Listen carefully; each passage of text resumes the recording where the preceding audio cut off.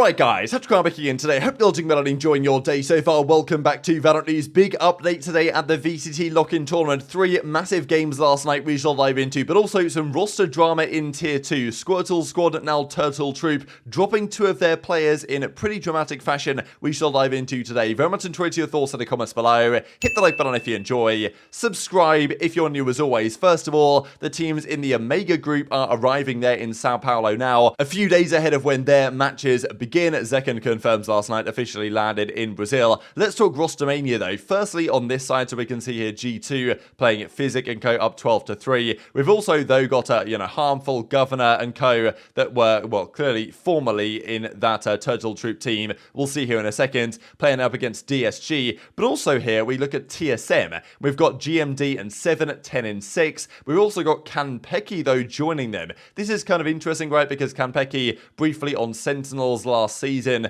might be joining TSM, and this is the thing to keep in mind. Some of these teams that maybe aren't playing so well right now in the tier 2 level might be considering changes now, because this is probably the time to make moves. The tier 2 scene is kind of on shutdown right now because Sao Paulo is going on, which is understandable, and therefore this is kind of that little break they have during their split to potentially make changes. So yeah, Kanpeki to TSM spotted last night. Not sure exactly who'd be replacing or what's going on there, but I guess one to stay tuned for. The other thing though in the tier 2 side, which is pretty unfortunate to see, is 2 changes for the Turtle Troop squad. So formerly Squirtle Squad, of course, now they're the Turtle Troop guys, but that is now gone. At least a couple of their players are gone. So Harmful confirms last night to a difficult series recently. There was some discussion on him having some physical difficulties and everything that was kind of holding him back from playing at his peak performance level. But as he says last night in a since deleted tweet, because I believe he either deleted his account or he's shut down his account or temporarily suspended it or something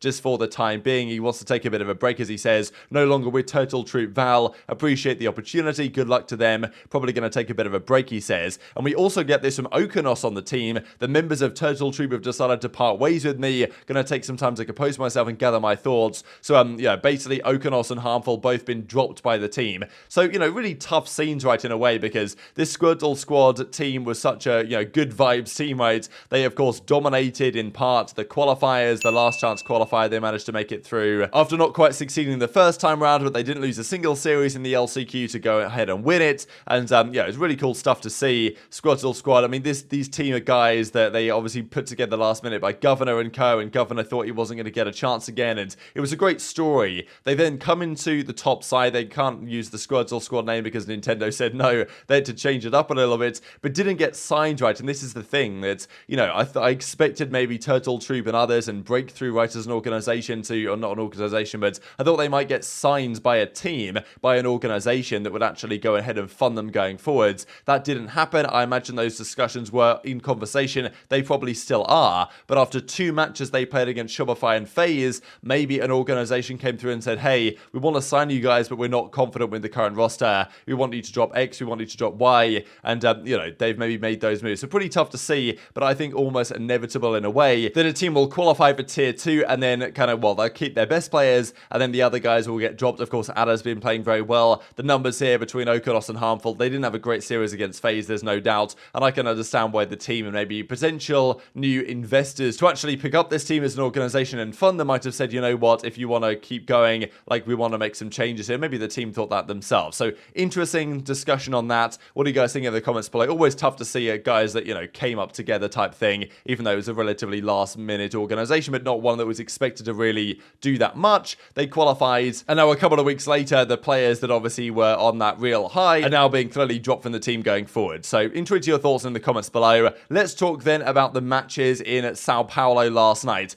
Crazy first series, I thought. I mean, there was some interesting series last night, but this again is quite the statement, I think, from North American Valorant right now. It's interesting to see because in other esports, of course, and elsewhere, Europe is kind of dominated, but it does feel like right now North American CS is in a very good point, especially when you've got a lot of the tier 2 teams saying they're actually better, if not on a good level, compared to some of the tier 1 North American teams. I'm sure that a lot of the G2 guys or, the guard TSM, and even maybe Evil Geniuses themselves might say that in terms of practice, they're on a similar level to some of those teams. But EG were considered unanimously the worst team in North America. Now, the question is, what does that mean? Are EG bad? bad, or are they just the worst team in North America, right? They can not necessarily be bad if they're the worst team, they're just not as good as the others, at least according to what we have from scrims and all this information over the last few weeks. But last night they played Heretics, a theoretically pretty good European team, and took them down with relative ease. Game 1 they were able to exceed on Pearl, and then Game 2 here on the Ascent, I thought it was pretty funny if a mix while the door's closed, he goes for the flash and just completely blinds himself,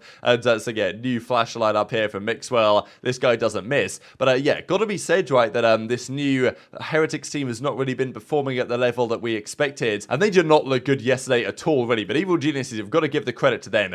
2-0 versus Heretics, like quite the result, especially given all the discussions around Evil Geniuses and whether that actually be any good and are they taking this seriously. And okay, EG might not have the most fans in the world of this roster, but I know they're getting, well, garnering a lot of support based on having likable players. Okay, they might not be the biggest, you know, team in terms of fan base and stuff compared to some of the other North American teams, but in terms of ability, they're certainly trying to get there, right? And this is the thing, Valorant community to EG right now. I wasn't really familiar with your game. I don't think people expected EG to be bad or terrible. Like, I think we just knew that maybe they still are, they probably still are, the weakest North American team. But obviously we know how good Cloud9 have looked, we know how good NRG potentially look. Of course, we haven't seen too much from 100 Thieves yet, they play in the coming days. And also Sentinels, a big game against Fnatic over in Group Omega. But of the 3 teams we have seen in the North American side from Group A, like they've all played very well and won in relatively convincing fashion. At least this series was the case, as Ethan says. Feels good to be back on LAN. GG's Heretics, they go home immediately. And even Rossi, once again, putting the dagger into the European teams. I said the other day, like early Uber. Of course, the other one is easily upset, known as the fastest region to get upset. They're investing in Valorant speedruns. So that's the thing, right? A lot of these European teams getting bodied by the North American teams, which is really interesting to see how it's going to develop going forwards. Whether, I mean, it'd be kind of madness, right, if we got like a Cloud9 versus Sentinels grand final or something, or just if 2 North American teams were to make it the whole way. But yeah, lots of interesting discussion right now on why North America is looking so good. I mean, as Ethan says, undefeated versus EMEA, and all the NA teams so far have been playing very well. Of course, NRG took down Koi the other day. That was a really close series, but it did in the end go the way of NRG, and this was pretty comfortable up against Team Heretics here. So I think a lot to improve on for a lot of these teams that are going home immediately. But yeah, nonetheless impressive from Evil Geniuses, because if there was any team outside of Sentinels also a very hard matchup that probably would have been the most favoured to go home first round, it might have been Evil Geniuses. But you know, they're moving on, and even as BCJ says here, you've seen a bit of the spark, you'll see more of it this tournament. So he reckons that there's way more to come from this team, and that's certainly an exciting prospect given the state of North American Valorant in general. So yeah, Keylog's, like, he was phenomenal game 1, and of course this is a large part of the former G2 core, and they pretty much got destroyed the rest of the series though. Ethan went plus 20, Pearl was 13-8, and then Ascent was 13-8 as well. This was pretty comfortable on the whole. Yes, some of that, I mean, okay, it was 4-0 to Heretics at the start of this game, but was very quickly back in EG's favour. Quick discussion on the other series. Firstly, MIBR versus Talon. So Talon, Thai team from the Pacific region versus, of course, made in Brazil. Expected at their home tournament to maybe perform better than this. I don't know. Tricky to say who is meant to be favoured here. Of course, this is Sushi Boys and Co, who makes a nice play to win this round, get it to, well, almost 10-10 at this point. Did eventually become 10-10 as they went on to win the series 13-11. And MIBR with Heat and Co and Muris, and honestly really solid team on paper, go out in the very first round. So yeah, pretty interesting to see. I know that the coach of the team said that actually they've got a lot more in the locker than they really showed in this series. Obviously, good result there from Talon. Fantastic jerseys as well. So glad to see them performing well. But yeah, not the result they're expecting. But speaking of the other Brazilian team that finally arrived at the stage, that was Loud, the world champions, right? The crowd was going crazy, of course, understandably so. They played Gen.G, and Gen.G, to me, like, they put up a great fight, I thought, in this series. I thought this was going to go a different way at a time.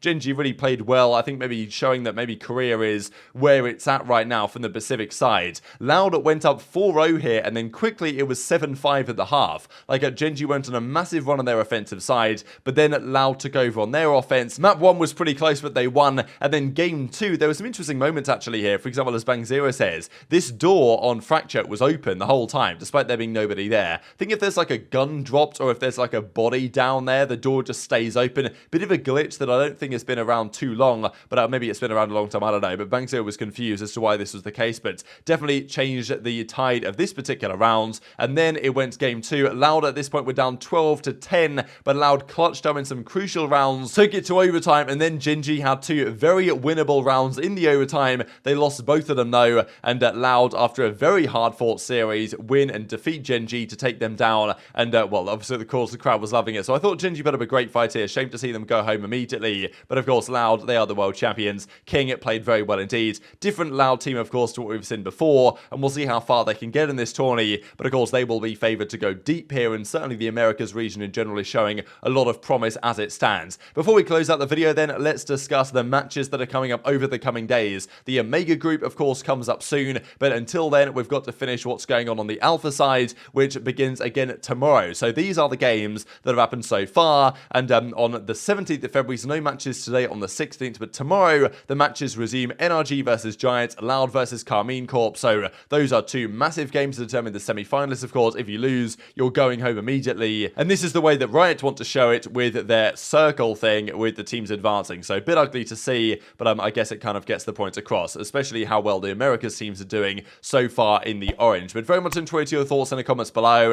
Hit the like button if you enjoyed, subscribe if you're new, take care, and I'll see you next time.